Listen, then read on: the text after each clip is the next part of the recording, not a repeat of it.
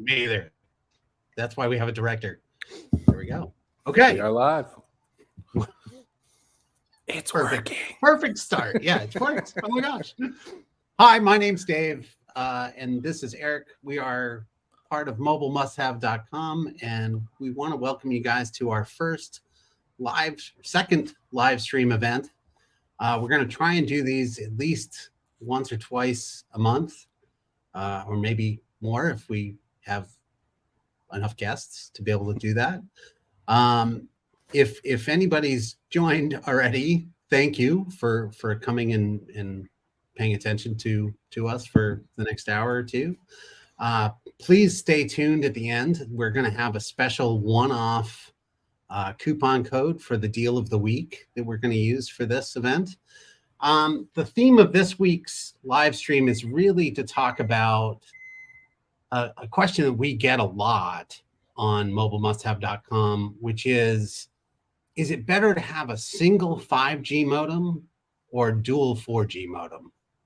And the perfect bang person my head against the wall answering that question every week. Right. So we figured we would just answer it live for once. So that way we can put it out question. There for a while. It's not a bad question. That's why everyone has it. But yeah. Exactly. And it's not a question that's a bad question, and it's a question that when people ask it, they're asking it for the first time. But it just means we get to answer it a lot because we answer that question for the first time for people over and over again.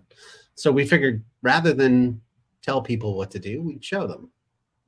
And in so many ways, Eric, at the core of it, you've used more of these products, I think, than anyone, probably including most of the Peplink engineers at this point. I'd say in a mobile setting, that might be true. In a mobile, we'll qualify that. They probably use them in office buildings a little more than I do. Hopefully. But, let's talk about it. Like what at the end of the day, right? Let's go over these two products a little bit and see what are the sort of wave tops of each of them. Yeah, I mean, I think the question comes up a lot because it's you come in as somebody who's new to mobile internet or who's kind of got some bumps and bruises, right? So you hopped into a Verizon store, you picked up a hotspot for free or for $300. It was supposed to do everything. The guy said it was great, and you hop into your Airstream and you realize without any external antennas, you're standing inside of a giant metal box and you have no service and it's a big hot mess. or not. Maybe you're outside, everything works good. You test 2 hours before your Zoom call, and your Zoom call happens to be when everyone's getting back and firing up Netflix, and it kind of destroys your call. And everyone at the office goes, "Yeah, I knew this guy couldn't work remotely. He was just going to be checked out."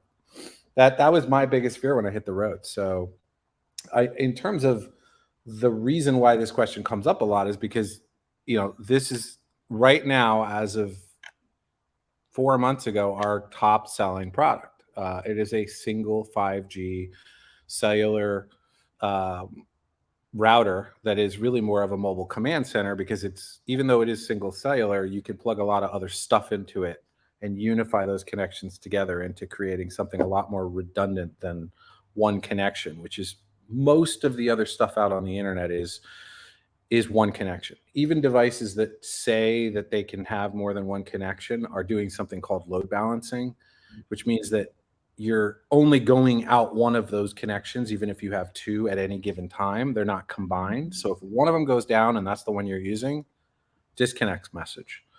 Versus with Peplink products, you can combine them together and anything can go down and you can stay up as long as you've got one left. So we're always like, I don't know a lot of people who sit on a one-legged stool or even a two-legged stool. I think 3 is kind of the minimum. And that's what I tell people about internet. You should have 3 touch points out to the internet.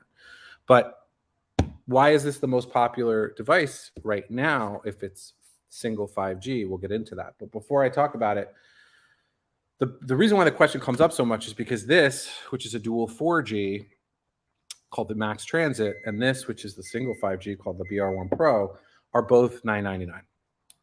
So it's nice because you don't have to make a price decision. You're at the same price, but it's confusing because you're like, wait, so I get 2 of something older or 1 of something newer. That's kind of how it feels.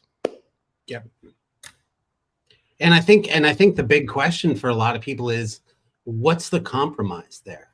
Is there really that much of a compromise? If you can only use one modem at a time, to talk about what you had said before, is there an advantage to having two of the slower modem, really, or not? I mean, it's a great question. So with the Peplink products, you can use the connections at the same time, whatever those connections are. Campground Wi-Fi, which is kind of annoying, but it's called Wi-Fi as WAN. I'm going to use Wi-Fi as my WAN. What does WAN mean? WAN just means internet source. It means more than that, but for the digital nomads, it means internet source. We talk about WANs. How many WANs do you have? Sounds kind of funny. We're talking about how many internet sources do you have? So, this modem came out, the 5G one came out, and it was definitely not our top performing device for a very long time. And that's because you were relying on one touch point to the internet, which was the cellular. Now with the introduction of external devices that you can now use, Starlink being the biggest one, this starts to get pretty interesting, because now I can plug Starlink into one of these ports up on the front, and I can use that embedded 5G and I can bond them together. And now I have 2 points out to the internet. I've got a 2-legged stool. It's better. It's like a bicycle. Yep. I got 2 wheels. It's not as stable as 4 wheels, but I can get around and not feel like it's a total death trap. So the real kind of area of where it becomes a question, because it's funny, I just picked up a trailer. We had a trade show trailer. So we traded in one that was really more for like pallets of equipment, and we got more of a toy hauler so I could sleep in it, and then we can load it up with gear for the trade shows. So it was the first time in a while that I had a new RV. I was like, oh, I gotta figure out what I want to put in, and I kind of can pick anything.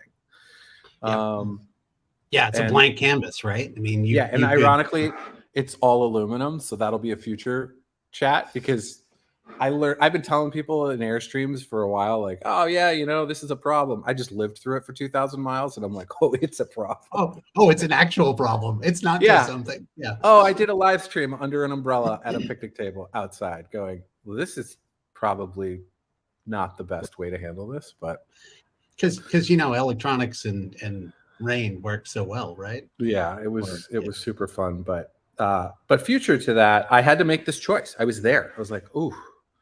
And this is something that I will use primarily for while I'm doing travel for business trips, but I'm going to be doing a lot of internal meetings, fireside chats, things like this.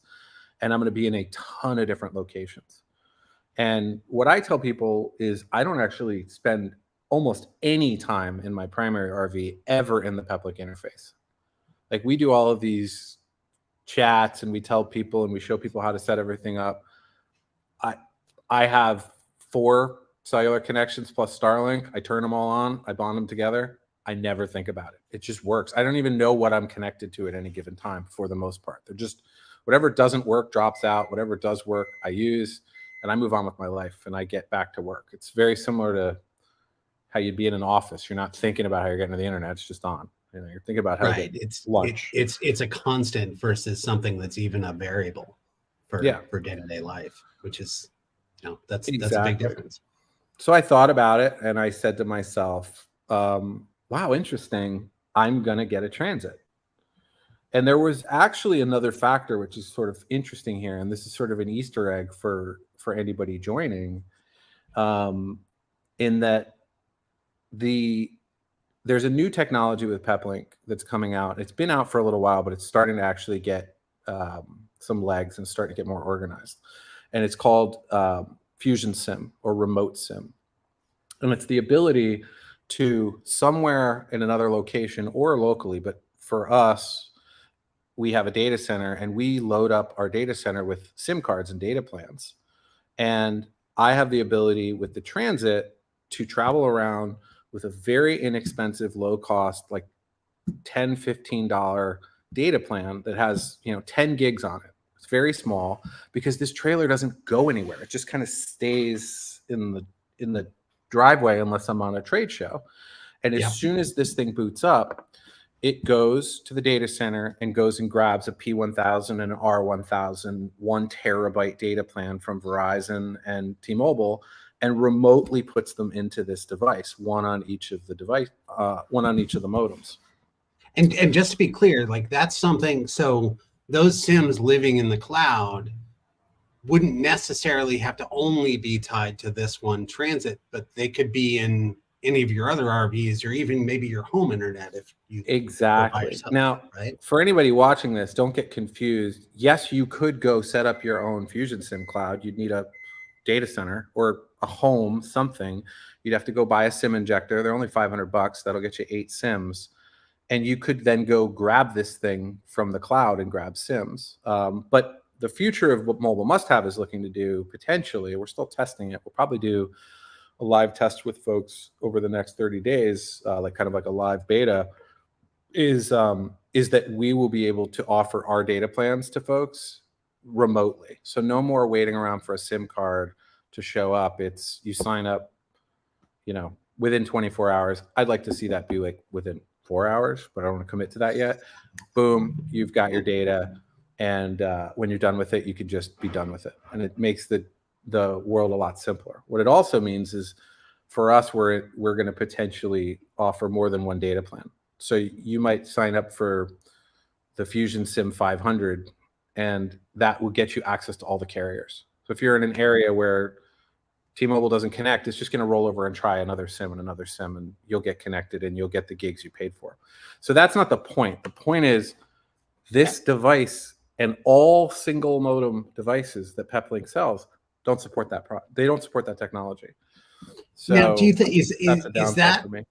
Yeah, is that one of those sort of what I would call an artificial limitation, or is that really a hardware limitation of the fact that they're different? It's a different style of processor in so many ways.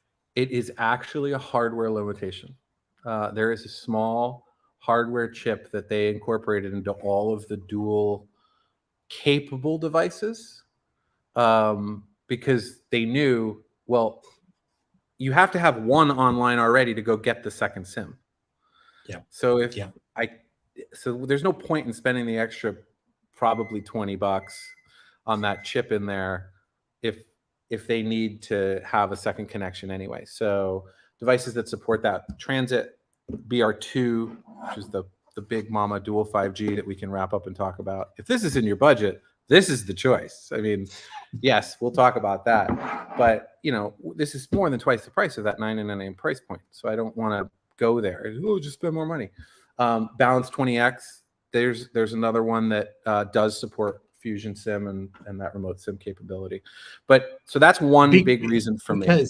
Yeah, because ultimately the balance, just to key in on that for a second, with the Balance 20X, it's a single modem Peplink, but it has the ability to add multiple modems natively into it, right? Exactly. Like this, for instance, and it's probably hard to see, but this is an optional module right in the front that's adding a Cat 12 to the existing Cat 4 that's right there. And then the USB port on the front, I could add a 5G. You could have up to 3 in this device. Really, really killer device that, by the way, the price promos on that, which are like there's like a 75 or we'll link at that, but there's a discount till the end of this month and it's gone. So the price is going back up on that for everyone to know about. Is that the discount on the Cat 4 version or the Cat 7 version? Cat 7, which is, so the background of that promo was that they had a supply chain shortage of Cat 4s. So they made the Cat 7 cheaper, but now they've restocked Cat 4s. So now they're like, we're not going to just give away the Cat 7s for the same price because we don't buy the Cat 4 if you want the lower price. But the Cat 4 for our community is too, it's not going to get it done. Why do you say that? That's a great question. So LTE is evolved over a long period of time. and you sort of saw multiple stages of LTE. But when you get into the transit, which is sort of the last type of LTE where you could survive with 2 antennas before you had to go to 4 antenna mode, it supported the ability to have multiple connections up to the cellular tower. So that's why you were able to get much faster download and upload speeds. And that's kind of what those categories mean. So a category 4 modem may have a max speed on average nationally of 8 to 10, 12 megabits. And a category 12 will be 60, 70, 80, much, much faster. And it's just literally multiple connections to the cell tower stacking on top of each other to make that more effective. Yeah. But yeah, I know I went way around the circle there, but for me, I'm not going to put Starlink on that trailer. It's just I'm parking under trees just so much more frequently, and it just seems to be a 50% of the time I can't use it situation. So the investment in the flat high performance dish is not really something I want to do, and I just know I'll never set up the portable one if I have 2 4G cell connections, because I know they'll work. I know I'll get there. I know I'll be online and working, and I'm not, let me go get on the roof with Starlink. It's just not for me personally. I don't think it's going to be something that I'll do. So, that's what really knocks out the 5G single modem for me, because I don't think I'm going to go set up the Starlink, which means most of the time I'm going to be on single 5G. I can't use the remote SIM. And I'd rather have 2 4Gs than 1 5G. Is it slower? It's definitely starting to be noticeable, the difference between 5G and 4G. When we did these before, really? Yeah, 5G used to be actually like you'd connect to 5G and it would be slower than 4G, and you're like, what? The 5G networks have been rolled out much more effectively. T-Mobile's definitely kicking butt on that. Verizon's doing pretty good as well. AT&T, I'm not seeing awesome stuff yet, but I don't. Maybe in the West, I haven't seen a lot, but those networks in this area have started to speed up. So a single 5G connection can be really impressive. But the irony is there's so many fewer people on the 4G now because all the devices are 5G. So my 4G devices are starting to speed up. So it's kind of like, there's more spectrum. Well, and in so many ways, I'll bet you that has something to do with the fact that more and more people are transitioning their other mobile devices to 5G capable devices. So they're having to sort of reallocate the bandwidth, right? Exactly. There's definitely a lot more lanes on that highway in 5G, but it is, at least from my most recent travels, I'm seeing the 4G stuff is sort of opening up a bit, and it's starting to. It's just not something I think about when I'm on dual 4G. I do a quick speed test. If I have a Speed Fusion tunnel, I'm getting between 20 and 60 megabits on a combined tunnel. And I know, like, you do not need as much as people are like just marketed to death with how much bandwidth they think they need. You don't need a lot of bandwidth. You need low latency, and you need to have a decent amount of bandwidth. This call is probably, I could go look, but it's probably pulling 2 megabits, and Netflix will be 3, and if I turned on everything I could possibly think of, it would be 14. So people are like, I need 200 megabits. I'm like, no, you don't. Like, unless your job is to download files, you don't. Yeah, because I think a lot of that has come through the fact that the industry has learned to be more and more efficient with bandwidth as much as anything, because it's probably the most expensive aspect of running any kind of internet company is the bandwidth itself, right? Than servers and people and everything else, but just thinking in terms of economy is economy. I mean, I suspect that I don't know the business models, but I think that the wireless bandwidth, or the amount of spectrum they have out there wirelessly, is where the bottleneck is, and that's why 5G has been so evolutionary. It's like, we can get more through the air. Yep. So better compression, better performance, lower latency, all of the above. So you have that And then advantage we of get people 5G. these super awesome 5G routers, and then we put bandwidth limits on all the devices. This is what I'm saying. Like, I'm like, guy, like, well, oh, I've got 5G. I went through 500 gigs in a week. And I'm like, yeah, because you're watching 4K Disney movies 24/7. Do you need that? No, I don't. 1080 is fine. Cool. Let's put bandwidth limits on your devices to slow it down. So I think we're approaching that point where it's just a bit different. Now, conversely, like Mike Wendland, so we'll talk about that, but the CEO of RV Lifestyle, I think he's next week's guest.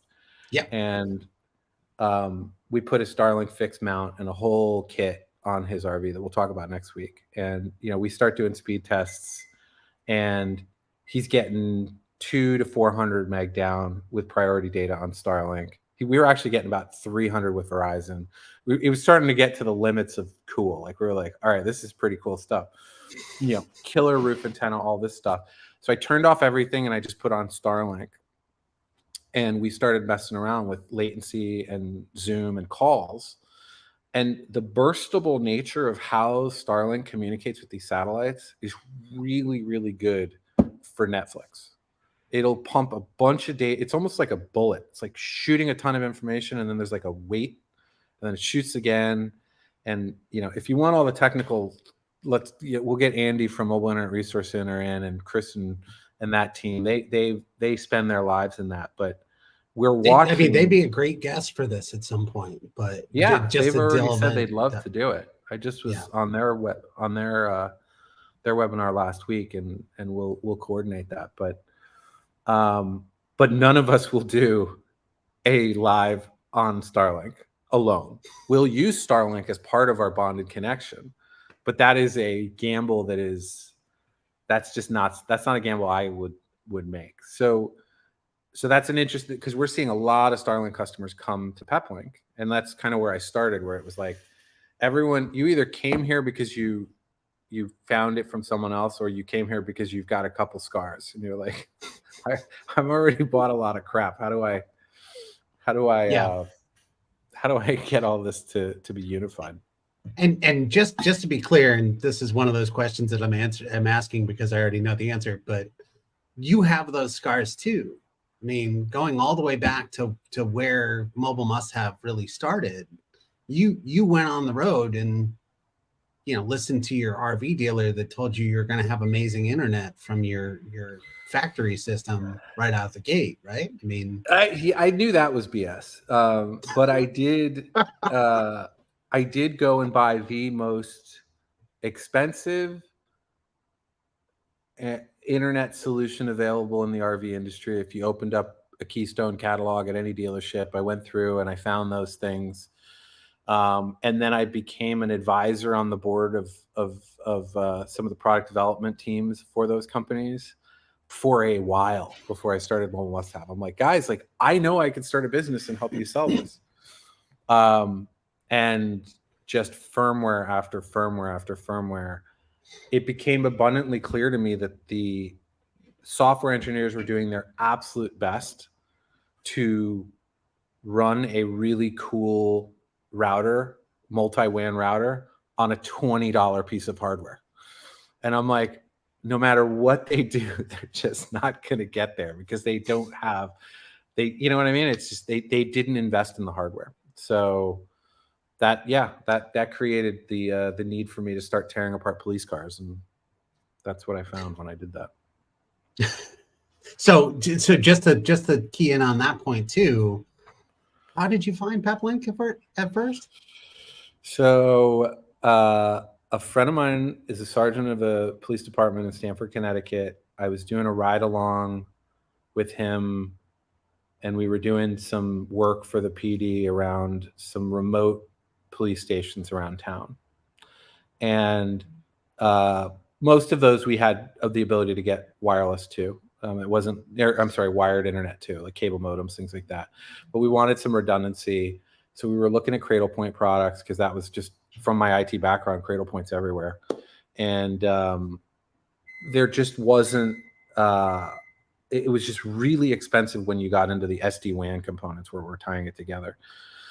So it kind of, we were trying to figure it out, and then we honestly, I think we were having a couple beers, and I was like, what gets this police cruiser online? And he's like, I have no idea. So I was like, you mind if I start digging around in this thing? He's like, I don't care. I mean, so I'm like pulling suitcases out, and underneath the rear bench of his supervisor cruiser, I found the Peplink. I found a BR1 Classic, and I was like, what is this? Hard metal. I think I literally have it. Oh, that's awesome. I love it. Here it is. This is the original one that I found.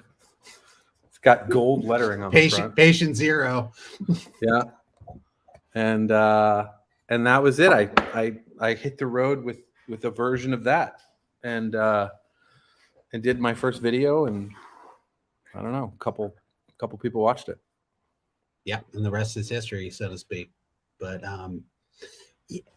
so we've had quite the discussion here, and I think I know where you're going to go with this.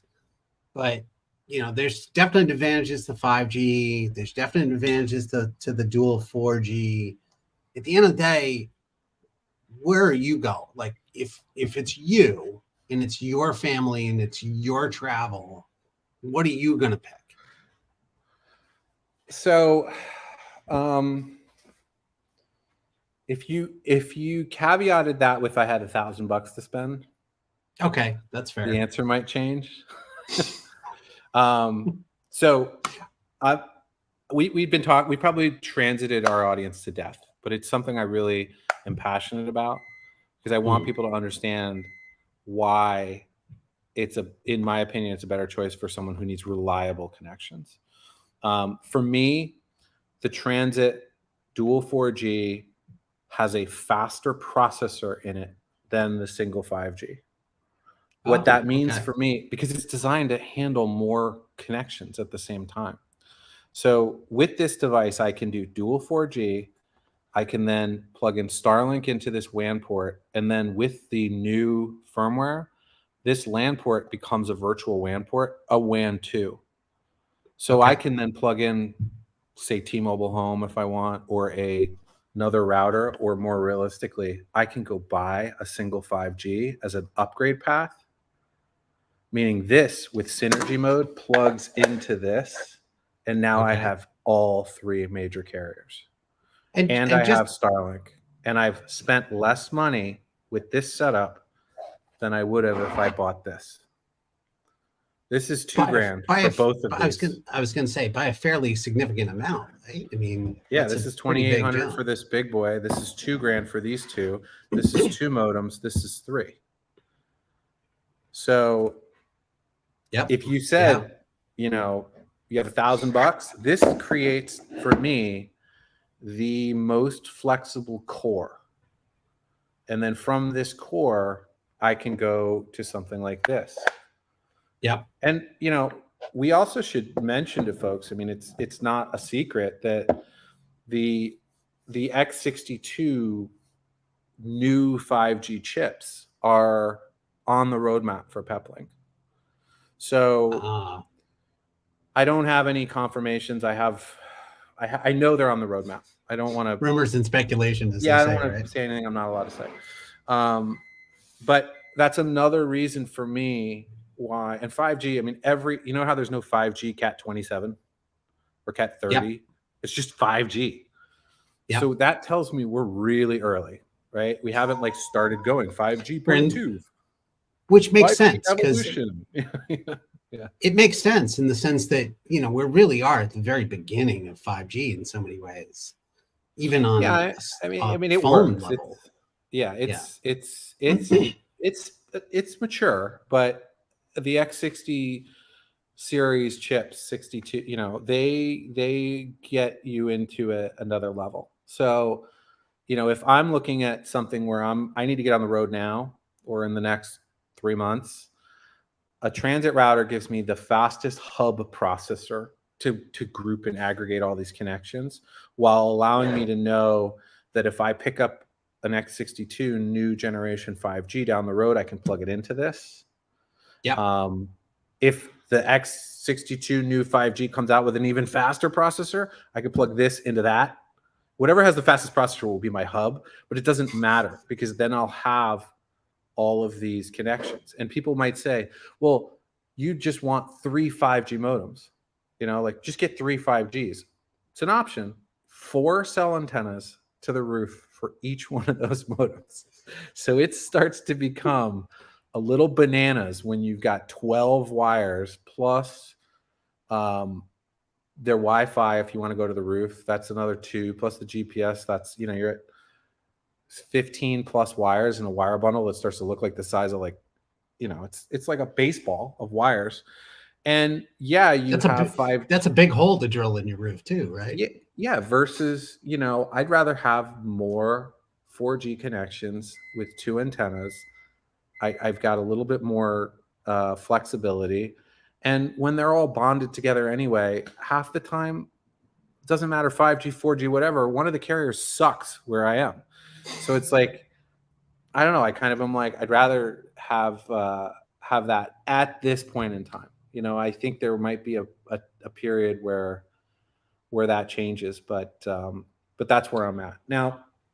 If I was definitely building out a kit right now for Starlink and all I wanted to pay for was 1 cellular data plan and Starlink, I'd go with the 5G. It's just, it's a different flavor for what I was facing for the thing of the moment. Okay. Now, since I just trashed the BR2, I feel bad because this is like part of next week's topic. I just sold this to Mike Wendland, who I'm going to tell him, yeah, you bought this. No. Why is this one cool? The dual 5G is great, but what I love is that the USB port's on the front. It's one of the only devices that gives me that. So that means I can add another 5G. So technically, if you want to just cellular beast mode out, you get 3 5Gs out of this thing with not a lot of work. It's pretty much done and it's available now. And that's got those killer promotions going right now with the $400 off if you're an existing Peplink customer. So it's like more than 20% off and it stacks with membership discounts. So it's like, you're just never going to see a deal like that on the BR2s inside of 2023. Yeah. Plus it's got, if I remember correctly, it's got dual LAN ports. So you could run a Starlink plus another modem that way too. I mean, there's a lot of ways you could daisy chain it. Out of the box, it has 3. So wow. Yeah, you have 2 plus you have virtual WAN that's enabled out of the box with the new firmware. Right. And then I think it's $100 for another one if you want 4. It's a license based upgrade from there as long as you keep your Prime Care subscription. So yeah, for folks that have external devices where they're trying to leverage something, the WAN ports on that are pretty awesome. It's also really interesting at the marine application level, the BR2, because they got a lot more real estate to work with and usually a little bit more budget. So multiple Starlinks start to be really interesting in the BR2. Multiple cell, multiple Starlink. You start to really be able to kind of go a little crazy. Yeah, beast mode is a good description for it, for sure. It's just, your first purchase is north of $2,500. It's just a different market. We sell a ton of those. But for today, I kind of wanted to say, look, the Netgear Nighthawk 5G hotspot is that was like the mainstay of everyone's life forever, was $200 for $250 or whatever. And Netgear got smart and went, oh my God, we took a huge bath on this, and now I think they're $699 or something. So it's like everyone's starting to really realize that it's not just the spec sheet as much as it's the hardware build quality that really is what's going to get you into the reliable internet connectivity. I mean, it's just I log into Peplinks in the 28, 30, 35, 40, 50 days without a reboot. They just don't care. I mean, and they would go further, but I kind of have to turn off my power when I get out of the RV. So they turn off with that, but they're just so stable. And I think that comes back to that DNA of where you found the Peplink in the first place, which is you didn't find it in the back, like under the seat of someone's camper. You found it in under the seat of an emergency vehicle. Where Yeah, like I don't hope I don't get rated for this, but I know a lot of cops and they're not technically savvy. I'll put it that way. It's either got to work, and the extent of what they're going to do to try to get it to work is unplug it and plug it back in. And if that doesn't do it, they're moving on with their lives because they can't. It just has to work. So and not just a lot of our police customers officers, too. right? But also, I mean, anybody in the emergency response world. I mean, we've been here a long time. You and I have had conversations with fire departments and ambulance teams, and I mean, Peplink's been a pretty rock solid partner in that space for a long time. Yeah, I mean, Speed Fusion is just a very unique, very easy to set up technology that allows you to connect multiple connections together, so that you just don't think about it. It's just working. And That's great. that model that they use they kind of have the Apple model. It's like every month we get a little beta firmware update, and every quarter we get a full firmware update and it's every single product is getting this update and getting this new set of features and is getting this new level of stability because they're running the same software on everything. And some of the RV industry competitors have talked to me and they're like, we want to be your router game. And I'm like, I don't know how you can get there without a fundamental redesign of like the approach of how you're developing this stuff, because you have to really invest in the software and the hardware.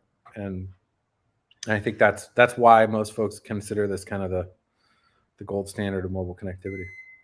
Yeah. Oh, well, I mean, you combine the reliability with the software, with the flexibility and the technology. It's kind of a hard combo to really beat from that standpoint. Yeah. I mean, I'm really happy and excited to talk about that. Like the cellular providers, maybe I have to say thank you to Elon for this, which makes me kind of cringe a little bit. but we saw Verizon take the first step and move and start to unfreeze high gigabyte data plans that were available to RVers through a channel where they didn't have to own a business, which they've kind of netted out as the resale channel. Like they want us to run a business, they want us to pay the bills for these big things, but they're letting us then sell them to customers, which is nice, And it's Verizon took the first step, and ironically, T-Mobile or AT&T has thought on that as well. We had that announcement this week of our new AT&T plans, which have historically been very gray market, I'll say, and challenging to get a hold of. And a lot of people have gotten in trouble buying stuff that was meant for tablets and other stuff that we've really, done a lot to educate people on. So it's been nice to see these guys open up these big 300 gig data plans so that you can use these devices, and it's not like you're buying them and then you're on another race to try to figure out how to get data for them. Right. Yeah, because it's one thing to have the best technology and hardware around, but if you couldn't get data to support it, what would be the point in so many ways? I mean, I think when you first went on the road, you spent how much time on eBay trying to figure out if there were any kind of data plans out there? I mean, it was like, we were all basically buying. It's a tame description of it. We were horse trading grandfather data plans, grandfather unlimited data plans that were selling for thousands of dollars online. But then after 15, it got a little more interesting. We started seeing stuff.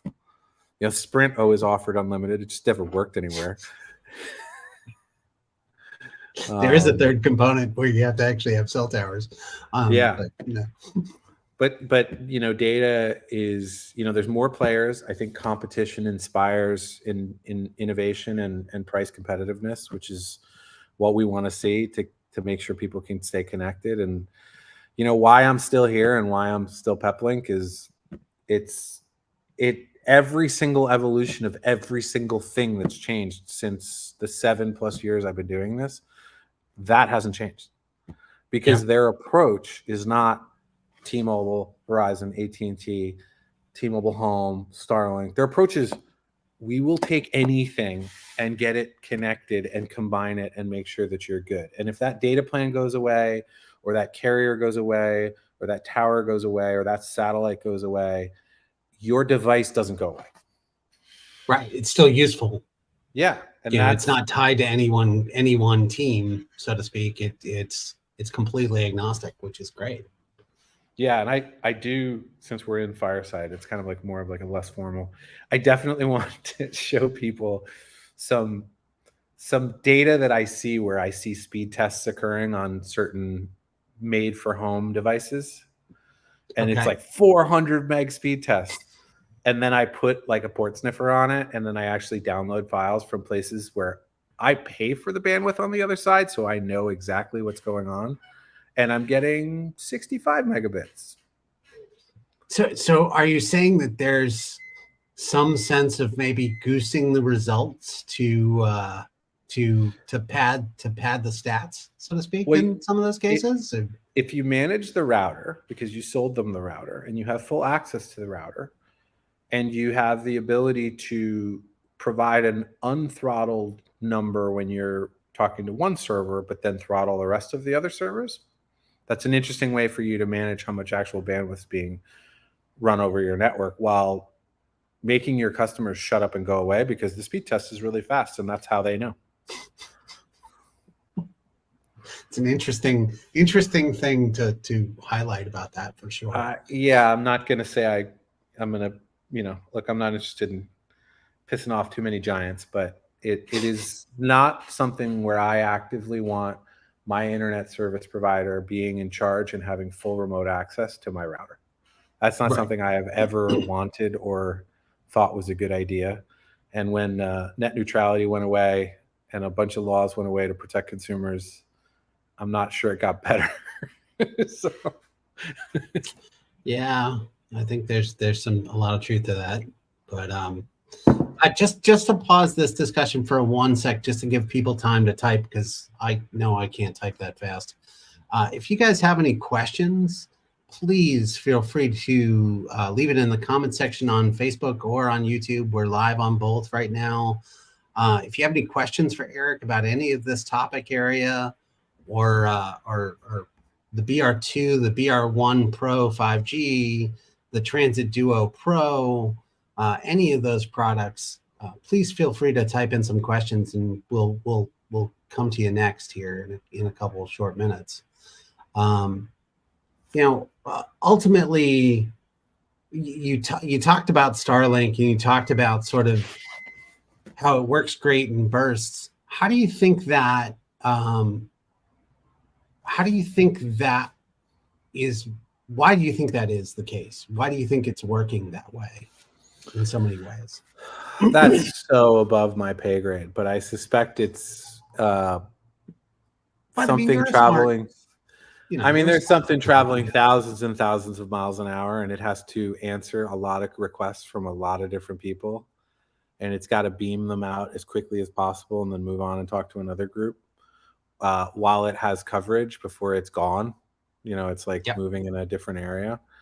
I haven't dug to pass that on to the next satellite that's coming too, doesn't it? I mean, I'm Gran. I'm not going to ask you to comment on how Starlink works. Much, I'm like sitting there going, I don't even understand the synchronicity of the orbits or any. Like I think the technology works really well. I'm actually surprised, like genuinely surprised, how quickly it evolved and how well it works. And for the average consumer that wants to watch Netflix and doesn't mind that they might have to move if there's a tree, I think it's kick butt. And I think for the average consumer that is okay with all that and then adds a Peplink and a cellular data plan as a backup, you have a pretty darn well-rounded solution. It's pretty good. I'm pretty happy with that as kind of like a 1-2 punch. That's why we sell Starlinks. Right. They're on our store. So in so many ways, to sum that up, there's no wrong answer here. Right.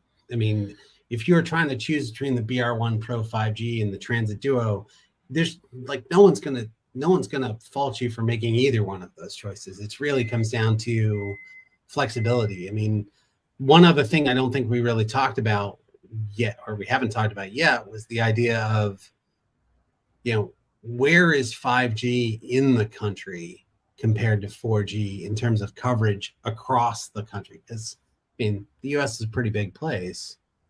Yeah, I mean, has 5G made it all the way out to some of the small towns that I grew up in? Nationwide 5G has been pretty good. I don't think most of the carriers are spending much time doing tower maintenance and replacing equipment with anything but 5G. So, this is very different than millimeter wave 5G or ultra wideband 5G. This go into a city and get gig speed downloads on your iPhone. We get that question all the time. Is this millimeter? And we're like, no router period supports millimeter wave. That's not a thing. The resistance between the little cellular modem and the antenna from literally this chip to here, that much space kills millimeter wave. That's how sensitive millimeter wave is. So inside your phone, your millimeter wave antenna will literally be like millimeters away from your modem chip. Basically bolted on. Let's for intents purposes, bolted onto it at that point. Yeah, right? your cell phone case will destroy millimeter wave, literally. So that's not really a thing. That's my little millimeter wave antenna right there. So that's not really a thing for most people. But nationwide 5G, which is your, call it 400 megabit speed type 5G, is seeing a lot of legs. It's in a good amount of places. It's to answer your question again, it's it's the setup time of the multiple connections when you're in a single modem device that worry me. So that's why I always say the transit at the $9.99 below price point is the most reliable choice for reliable internet, because for the most part, literally driving down the road, as long as you can get 12 volts to this thing, it's going to always be connected to the towers it can connect to. You don't have to set up a dish or plug in anything. You don't have to be reliant on an inverter if you're boondocking, which Starlink requires 110 volt power. Yes, you can hot rod it a little bit by cutting some cables and doing some fun stuff or getting some third-party stuff to make it run on 12 volts. But even then, it's still immensely power hungry compared to one of these devices that's using 15 watts, and a Starlink's using 100 watts, 150. If you're the fixed mount, it's it'll spike at 300 watts. That's a lot. My entire RV, every single computer in the entire RV, and it's got touchscreens everywhere, will use 300 watts. So just the Starlink got me to 600. Why do you think that is? Is that, one, I think my theory, if someone were to ask, would say they intended the Starlink system to be used in homes with power first, right? Yeah. Everything about the mobile kit, including the mounts and everything, looked very much as of an afterthought to a home. The fixed mount dish is the business internet high performance dish with a different mount. Let's just put a wedge mount on it and change the cable. Because I bought that big expensive dish before the RV dish was available and was this is basically the same dish. So I would encourage everybody to really check out the Starlink Resource Center that we have at the Mobile Internet Resource Center before I would even start speculating on why the power does what it does. And anyone who's a member on our site will receive pretty hefty discounts on products, but also receive either read-only or full access to Mobile Internet Resource Center. And the Starlink Resource Center is exhaustive. They have been able to communicate directly with Starlink in certain situations to make sure that the data is very accurate. Very nice. Yeah. They have been good partners for us. And if you don't know, we also manage their tech support forum within the Mobile Internet Resource Center as well. So if you have tech support questions, that's a great place to go. For Peplink, yes. Sorry. Good distinction. Thank you. Don't ask me about a neck here. I mean, I'll probably comment. I'll be there, but I might be wrong. It's interesting being an expert and an observer, right?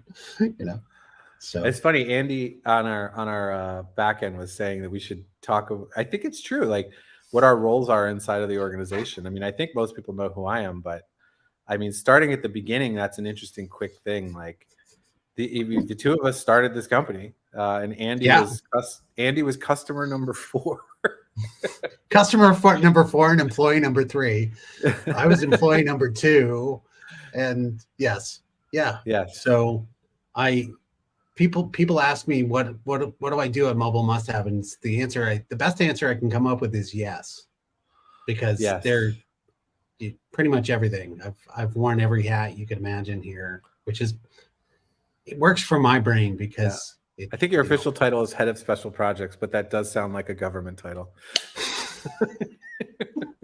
Well, it describes what he does, but it doesn't tell us what he does at the same time. So yeah. Hey, we need to do a fireside chat. Dave, you run it. Okay. It's a special project. Yeah. Phone call at 11 o'clock at night. I got this. No problem.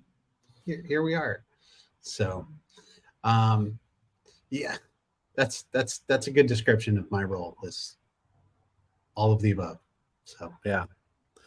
Well, I know we did zero promotion to get this out into the wild. I think we wanted to do more of an official test. Our last one was not even supposed to really be seen, and all of a sudden, like 20 people showed up, and we were like, so, like, let's do some lighting. Yeah.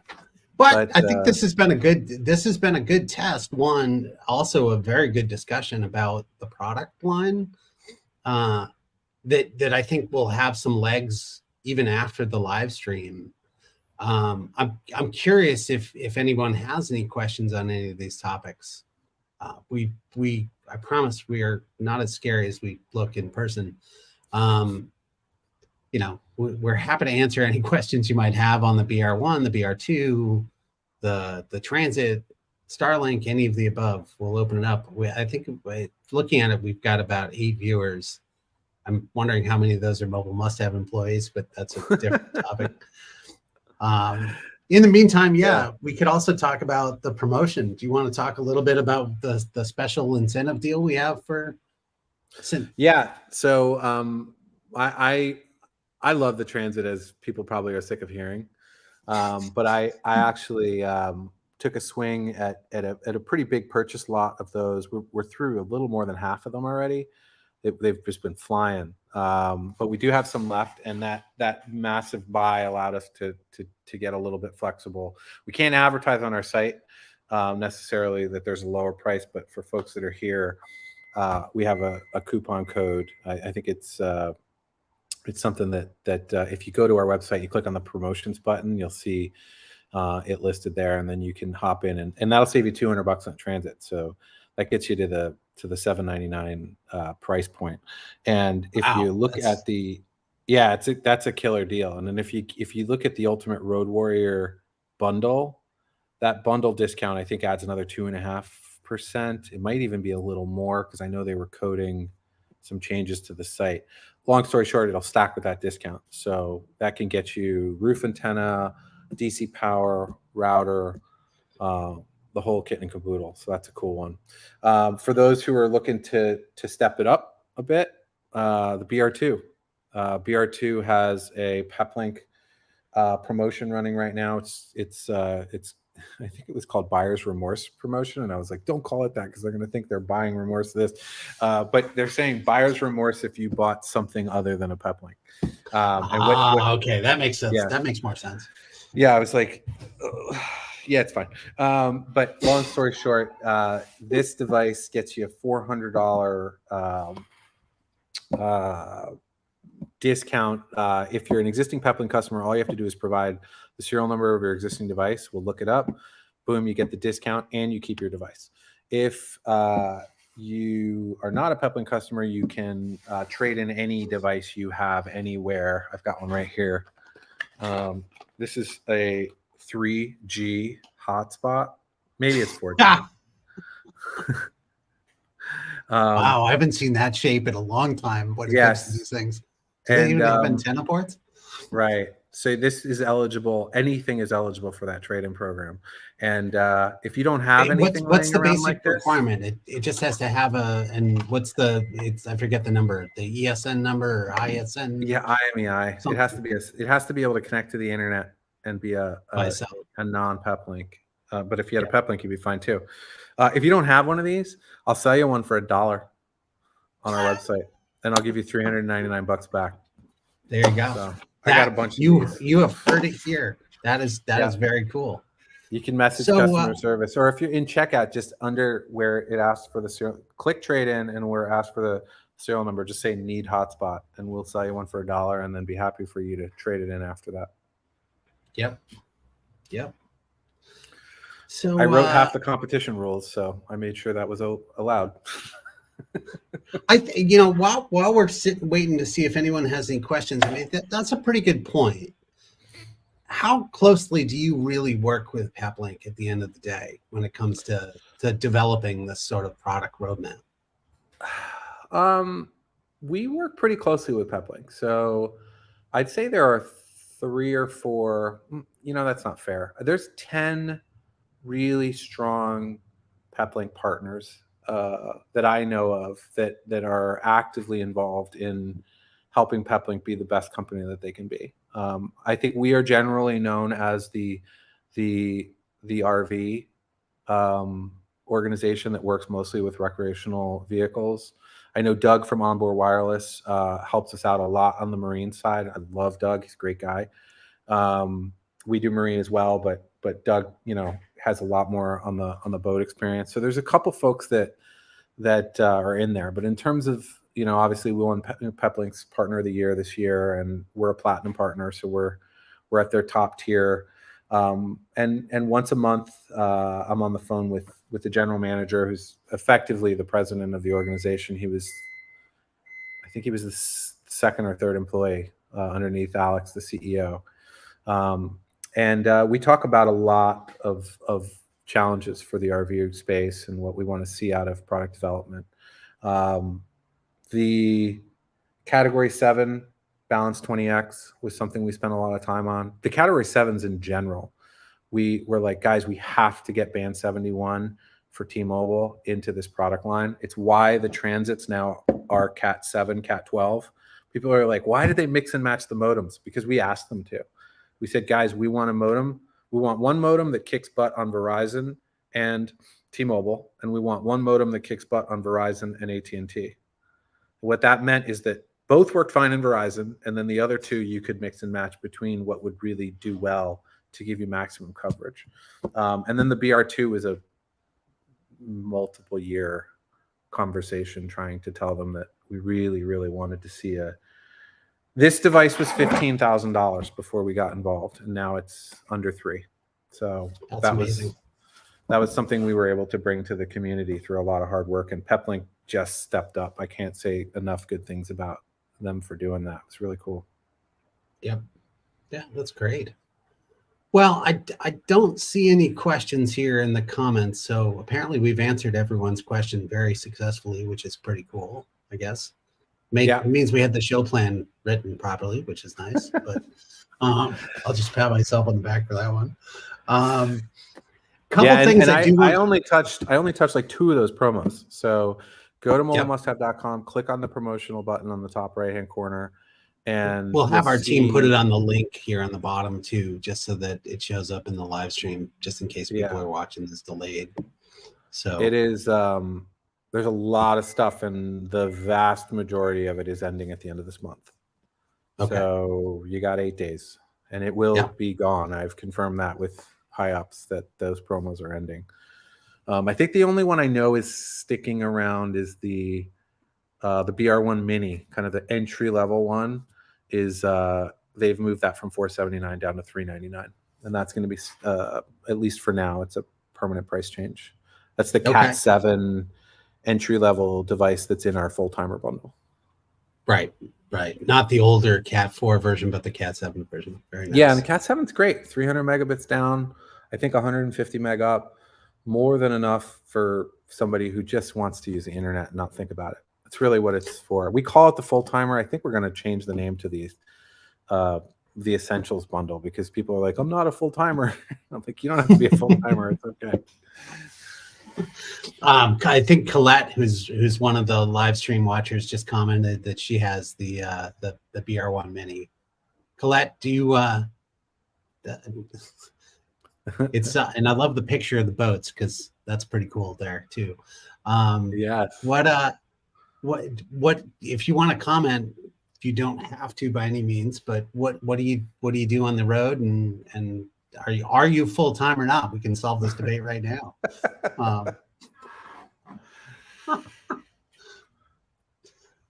Give her a second to respond, but yeah, right. We'll start doing a call-in show. There we go. We could do a live tech support show. How about that? No, I know Andy can join that one, and Mandy. So one thing I will say is just thanks to everybody, and please in the comments section put ideas for our fireside chats.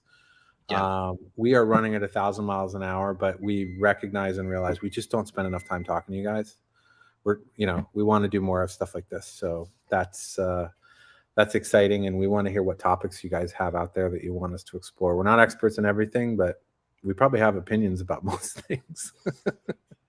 Yes, we do.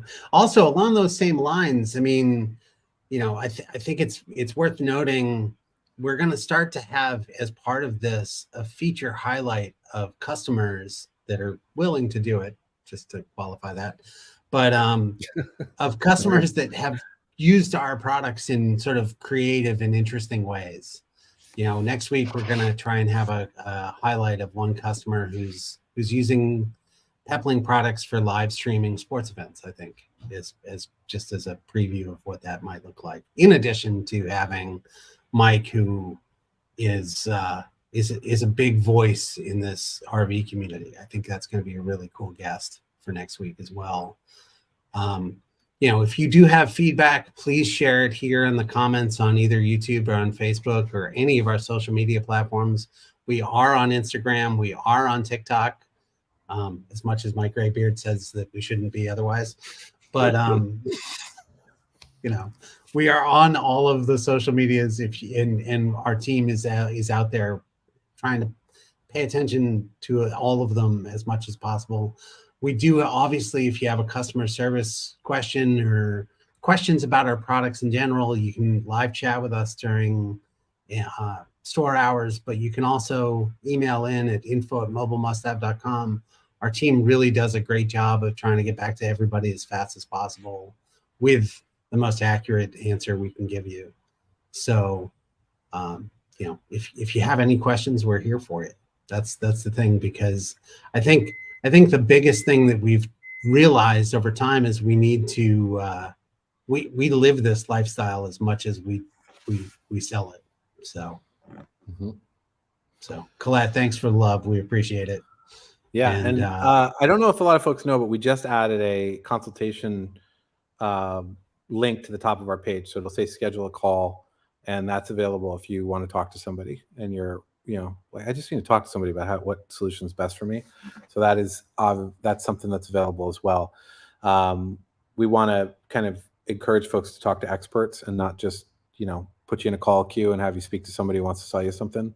So the callback schedule consultation really works so that we can make sure you're talking to somebody who really knows what you're doing and what solutions are out there. So we're here to help.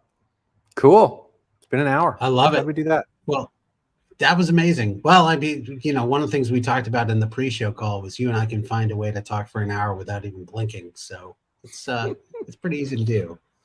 But absolutely awesome. Well, thank you to everyone that joined, and we'll see you again next week. Yeah, please subscribe, and we will post on our follow. Yeah, on the homepage, mobilemusthav.com. We'll make sure to put links for the next chat, which will be next week towards the end of the week. Thanks. Awesome. Thanks, and take care, guys. Have a good day.